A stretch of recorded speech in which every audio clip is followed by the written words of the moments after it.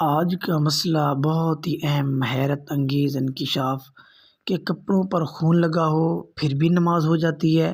جی ہاں، بالکل چند صورتیں ہیں کہ اگر کپڑوں پر خون بھی لگا ہو تو پھر بھی نماز ہو جائے گی، یعنی وہ خون ناپاک نہیں ہوتا، وہ ایسا خون ہے کہ جو کہ پاک ہے۔ یعنی میں نے آپ کے سامنے چند ایک ایسی صورتیں بیان کرنی ہیں، ہوگا تو خون لیکن وہ ناپاک نہیں ہوگا بلکہ پاک ہوگا۔ ان میں سے پہلا وہ خون ہے کہ جانور کو ذبح کرنے کے بعد، ذبح کرتے ہوئے جو رگوں سے خون نکلتا ہے تو اس کے بعد کچھ نہ کچھ خون جو ہے وہ گوشت میں رہ جاتا ہے۔ تو جو خون گوشت میں رہ جاتا ہے تو وہ خون ناپاک نہیں ہوتا۔ اگر وہ خون کپڑوں پر لگ جاتا ہے، وہ خون لگا ہوا ہو، کسی نے نماز پڑھ لی تو اس کی نماز ہو جائے گی، یعنی وہ خون ناپاک شمار نہیں ہوتا۔ اور یہ مسئلہ تلخیص فتاوی رضویہ صفحہ نمبر 153 پر موجود ہے۔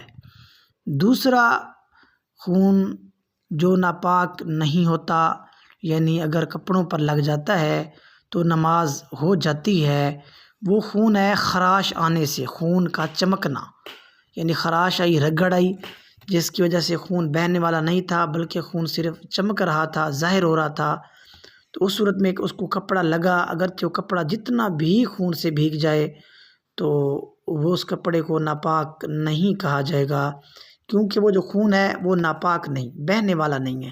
کیونکہ ناپاک خون وہ ہوتا ہے جو بہنے والا ہو، یہ بہنے والا نہیں ہے تو اس لیے یہ خون ناپاک نہیں ہے۔ اگرچہ جتنا بھی کپڑوں پر لگ جائے گا تو ان کپڑوں میں نماز ہو سکتی ہے۔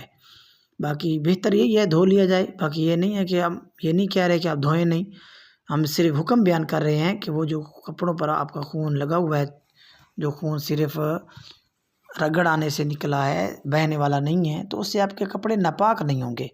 اور یہ مسئلہ باری شریعت جلد نمبر 1 صفحہ نمبر 309 پر موجود ہے۔ تیسرا خون مچھر کا خون کپڑوں پر لگ گیا تو نماز ہو جائے گی، یعنی اس خون کی وجہ سے کپڑے کو ناپاک نہیں کہا جائے گا۔ فتاوی عالمگیری جلد نمبر 1 صفحہ نمبر 46۔ اسی طرح مچھلی کا خون بھی حقیقتاً خون نہیں ہوتا، تو اس لیے مچھلی کا خون کپڑوں پر لگ جاتا ہے، کسی نے نماز پڑھی تو اس کی نماز ہو جائے گی۔ اور یہ مسئلہ باری شریعت جلد نمبر 1 صفحہ نمبر 392 پر موجود ہے۔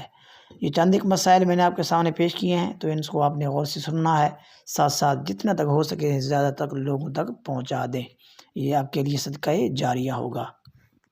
واللہ اعلم بالصواب۔